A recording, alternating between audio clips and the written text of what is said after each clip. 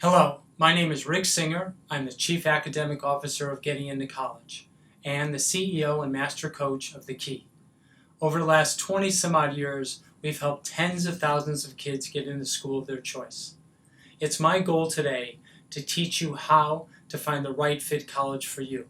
The process is much more competitive than what I went through, and it is my intention that you will walk away from every one of these videos and have a real good indication of how to play the game. If you have more questions, go to our website, gettingintocollege.com.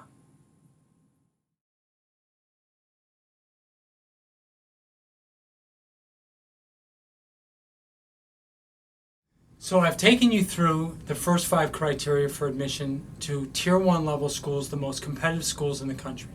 So number 1 is rigor. Number 2 is your extracurriculars. 3 is your class rank. 4 is your GPA. And 5 are your test scores. So as colleges are looking at your application, they're going to go through those 5 and make their first cut based on those 5 criteria. So it's really critical that you've taken the most difficult courses. You have a great, compelling story and a brand. You're really high in your class rank against your peers. That your GPA is outstanding. That you have no pluses and you only have minuses. And if you've taken the ACT, you're in the 30s. And if you've taken the SAT, you're in the 700s. So now, after they've gone through the first 5 criteria, now we're going to look at the tiebreakers. So what happens next? So the first tiebreaker is the subject tests. The second tiebreaker is your personal statement. This is your story of how cool you are. And third are your recommendations. So let's go back to the subject tests. And why are they important? So many of you may not even know what the subject tests are. These are 1-hour exams that are very difficult. They are much more difficult than the AP exams because they test more depth and breadth in a particular subject area than the AP exams.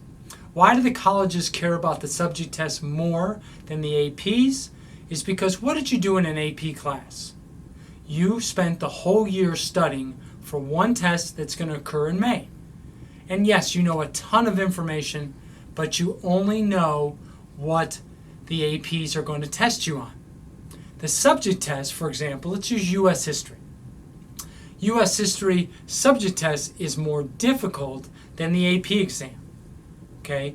Why is it more difficult? Because they ask questions that are outside the framework of just U.S. history, also social studies.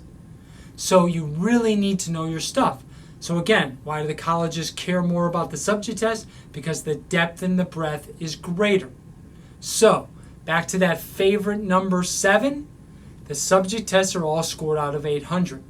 And to go to the most competitive schools in the country, you're going to need to take the subject tests. Okay, so when do you take those subject tests? Well, because the depth and breadth is so great, you normally want to take those tests after you've taken your AP exam. Because what did you do? You studied the whole year for your AP exam. You know everything about every multiple choice question you ever wanted. The subject test is all multiple choice. So it's just like the AP multiple choice. So you're kind of preparing all throughout the year for that test. So now you take the AP exam in May, you turn around and take the June subject test. So use the AP exam as a practice test to get ready for the subject test because the colleges care about the subject test. And then you'll do quite well because you already have the depth and breadth you need going into the subject test. So what are the subjects you can take them in? You can take them in U.S. history, world history, literature, math, any foreign language, biology, chemistry, and physics. So for most colleges that are at the Tier 1 level, they want you to take 2.